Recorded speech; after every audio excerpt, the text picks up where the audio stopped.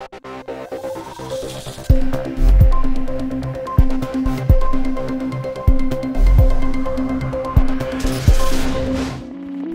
to the future, Bitcoin and other cryptocurrencies. I'm George Selgin. I'm a professor of economics here at University of Georgia. I'm William Luther. I'm an assistant professor of economics at Kenyon College in Gambier, Ohio. My name is Andreas Antonopoulos. I am an expert in distributed systems and building networks for financial services companies for many years. I'm Amanda Billyrock. I am a blogger and I live in the Free State Project. My name is Mark Friedenbach. I'm a Bitcoin developer. I have been working full-time on Bitcoin for about the last 18 months because it is the most exciting thing going on right now in the world. At present, Bitcoin is not that widely used. What lies ahead that will prompt more people to start using it? I think that Bitcoin is on an inevitable path to mainstream that is mirroring very closely the development of the internet from a very narrow, geeky phenomenon as the internet was in the early 90s, where it was hard to use and most people hadn't heard about it, into what it has become today. What is internet anyway? Allison, can you explain what internet is? I think Bitcoin is on a very similar trajectory. Who makes the Bitcoins? This is the part I still don't really get. I don't think anybody really gets. It's still not very close to mainstream. It's still quite geeky. It's still quite complex to use. But the promise and the potential are all there. So it's a matter of time before Bitcoin reaches mainstream adoption. Where I could see Bitcoin really taking off is places where there is currently no banking infrastructure whatsoever. So it's not a matter of Bitcoin replacing the old, but Bitcoin coming in and being the only piece of financial technology that exists at all. I'm thinking of third world countries and underdeveloped places like Africa. You don't really have reliable roads or telecommunication infrastructure except for cell phones. In some places, you don't have the security that's necessary to have banks with vaults that have money in it. You'd have an all-in-one drop-in economy in a box that people can run on their cell phones, and that's going to make it really take off and drive eventually adoption elsewhere. One can think of cataclysmic events that could give a boost to Bitcoin. At one point, the market fell as if down a well over 700 points. Of course, the cataclysm would have to involve established currencies and not Bitcoin itself. In early 2013, the price spike during the Cyprus banking scare in a matter of just a few days because the people who call themselves the Cyprus government were threatening to just dip right into people's bank accounts and just steal their wealth. Perhaps not surprising that the EU's bailout plan for Cyprus, announced yesterday, has not gone down well on the small Mediterranean island. It demands that everybody who has savings in a Cypriot bank pays a one-off tax of up to 10% of those savings. And it's going to undermine all faith in Cyprus as an economy. It's a ridiculous decision. That just caused a shift to Bitcoin purchases with people trying to preserve their wealth. And so as unfortunate as it would be for anyone to have their fiat stolen by these criminal gangs, you know, it might be an event like that that finally wakes enough people up to be like, oh yeah, I am getting my money out of this system. We've worked our whole lives to save a bit on the side. It's really unfair. We are undergoing what is probably the most significant series of currency crises experienced in the last 200 to 300 years. And up to now, governments that were in the midst of these crises could take the entire population hostage with them. With Bitcoin, people have the option to opt out. So if there is a massive crisis somewhere, you're going to see people jumping ship. And you'll see these little explosions of Bitcoin adoption in small pockets around the world. And perhaps the US will be the last to adopt it because the need is not as great as it is in places like Argentina, for example. What kind of future convenience or technological breakthrough can you see as the tipping point for Bitcoin? My impression is that the breakthroughs that matter most are less technological at this stage than they are political or regulatory.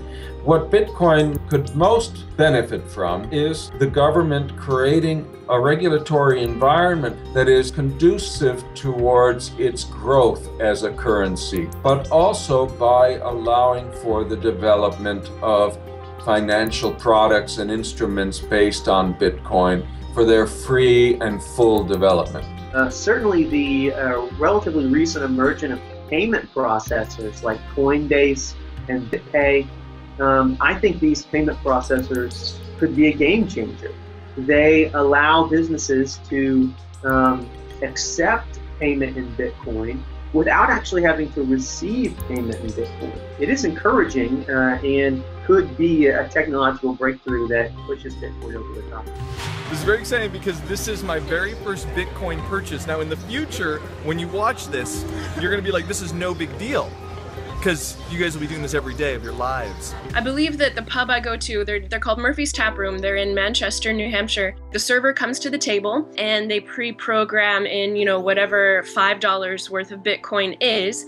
And so when I scan their QR code with my phone then says to me, okay, so here's $5 worth of Bitcoin. Do you give this the go-ahead? I just say yes. And so it's really easy on the consumer side. All they really have to do is just verify. I just instantly sent her money from my iPhone to her iPad, and this is what I get. I get an ice cream sandwich. Once more merchants have their QR code right there at the register ready to go, that's when more of us will be able to quickly and easily pay them, because the technology itself is actually already pretty easy to use. We're still in the very early stages of this. It's important to realize that Bitcoin is a lot more than just a currency, just like the early internet was a lot more than just email. Currency is just the first application, and Bitcoin is a platform that really resembles the internet of money. It can have many apps. You can create many financial services, financial instruments, transactional contracts, smart property. IOUs, coupons, events, tickets, just about anything really. That's one avenue that I see will cause Bitcoin to really take off in new and unexpected directions. And the other is extending the language of the transactions themselves that will allow us to greatly extend and basically replace almost any kind of legal contract with a Bitcoin contract. And I see that as kind of the tipping point for Bitcoin being adopted in so many other industries. It'll revolutionize not just investment banking or payment processing, but it'll start to revolutionize things like insurance, as well as just everyday things like merchants and suppliers doing business with each other. Their accounts payable and accounts receivable could be tracked, if not on a blockchain, on at least a private accounting ledger that has the same properties as the blockchain, such that if you have a line of credit with some supplier, then you can use that with some other supplier or some other merchant and kind of atomically swap lines of credit so that you can do business with people that you don't have existing relationships with. That'll be revolutionary. What's the future of government regulation of Bitcoin and other cryptocurrencies? I think that's one of the most exciting things about Bitcoin is that in the long run, I believe that Bitcoin will affect the law far more than the law will affect Bitcoin. And that's almost become a catchphrase. Similarly, government will be affected by Bitcoin far more than government will affect Bitcoin because the most powerful economy in the world is already adopting Bitcoin, and the most populous economy in the world is already adopting Bitcoin. And those are not the US or China, they are the internet. And it transcends borders and it transcends nation states, and it offers a community of common purpose, which now has a currency of common purpose, and that is a very powerful phenomenon. It certainly will play a role, it's bound to play a role, and it needs to play a role at least in one important sense.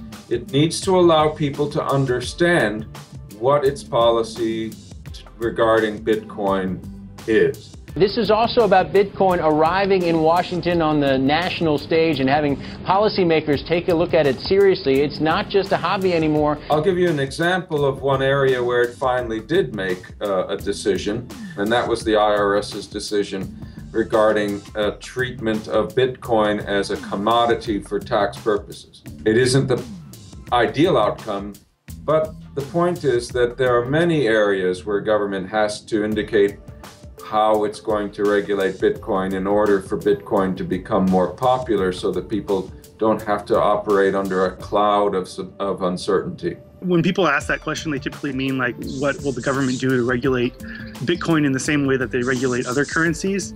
And the answer to that is there's not really much they can do. I mean, the way Bitcoin has been designed, it's decentralized control, which means that no central entity like the government can just step in and take control of it, not without a complete rewrite of the protocol that everyone would have to agree to. There's a lot that governments can do by making Bitcoin illegal.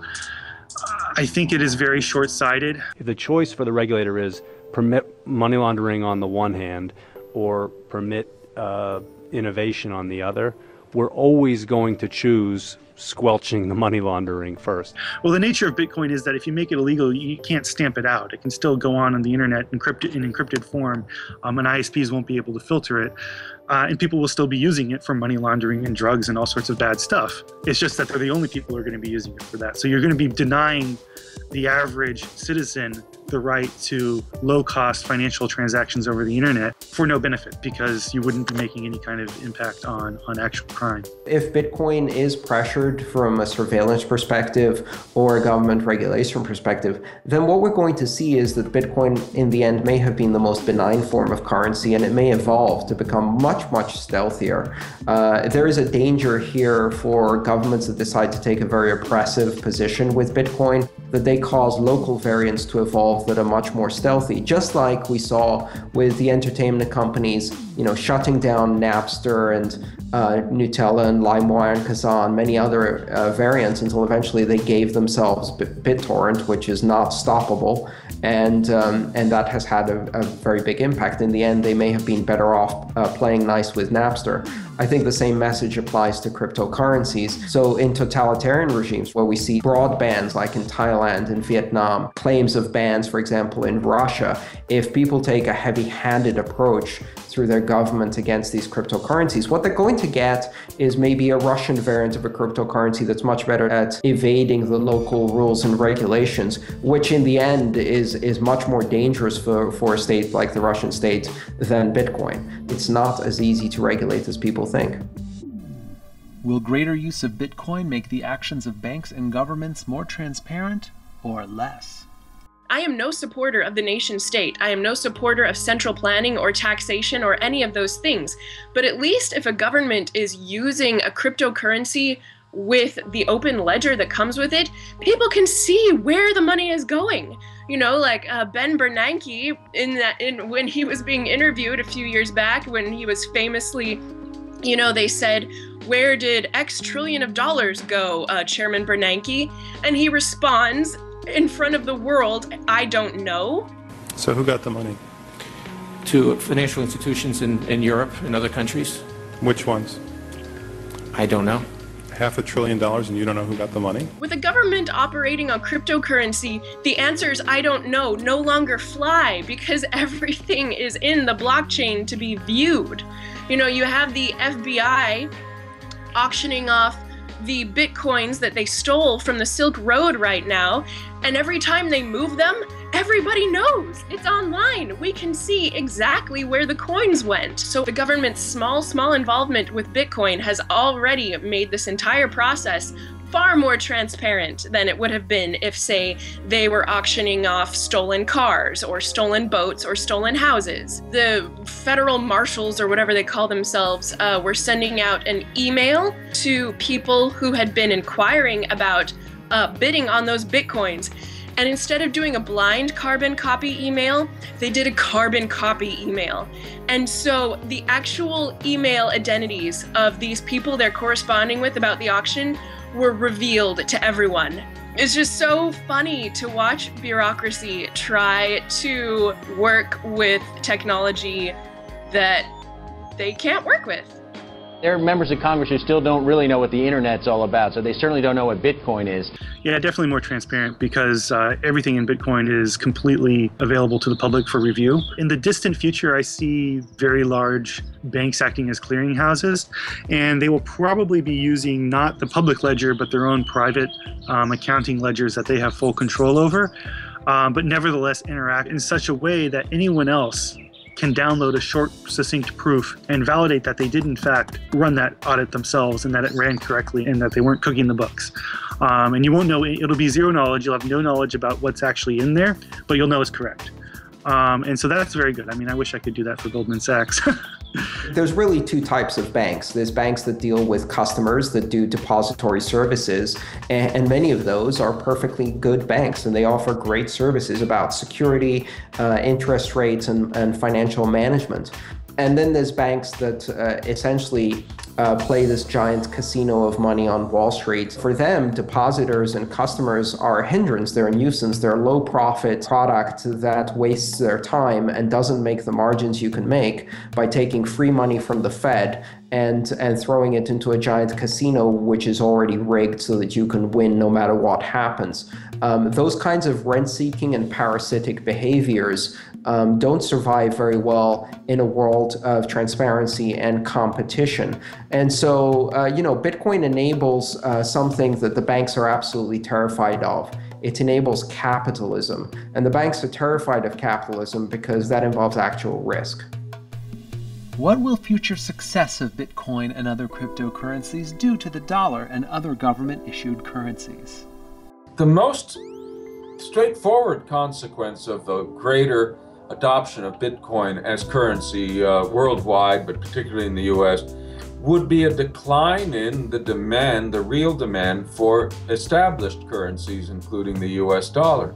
Now, the reason this is a bit more of a problem today is because the Federal Reserve is already facing a grave challenge of preventing an outbreak of inflation in an economy where there has been a vast increase in the amount of Federal Reserve base money, all of it created in the aftermath of the recent crisis or during the crisis. If you throw such an increase in popularity of alternative monies into the mix, you simply make the Fed's challenge that much greater. I'm not saying anything should be done to prevent that. I favor seeing this happen, but I think we have to face the reality that right now the Fed is in a jam without the competition cyber currency could confront it with. And I could see some countries switching to cryptocurrency, but I see these being countries kind of like Cambodia, for example, that pretty much already uses the dollar. To them, it's not a big difference. In some cases, they're even reducing risk. They're not dependent on the US crashing and then the Cambodian economy crashes again.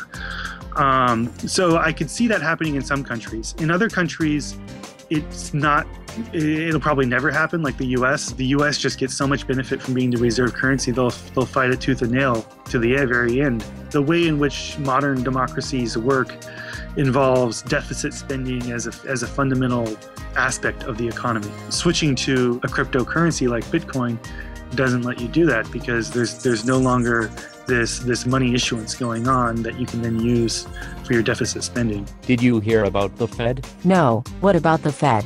They announced another round of the quantitative easing. What does that mean? It means they are going to print a ton of money. So why do they call it the quantitative easing? Why don't they just call it the printing money? Because the printing money is the last refuge of failed economic empires and banana republics, and the Fed doesn't want to admit this is their only idea. Because it's transparent, because you don't have money being created out of nothing behind closed doors going to the people at the top, cryptocurrency spells the end for Leviathan governments. Governments can't afford to wage war against each other if they can't print money. They can't afford to promise everyone and their dog lifelong retirement and welfare if they can't print money. They literally can't afford the things that have made them so large and horrible if they can't print money. Where do you see Bitcoin and other cryptocurrencies in 5 years? Or 10 years? Or more? Oh gosh, this is a sort of question that makes me want to hope nobody will download your program in 5 years. But my guess is that Bitcoin will probably be around unless a better cyber currency or several such forces it out of the picture. Bitcoin could be the BlackBerry of the future, or it could be the Apple. Who knows?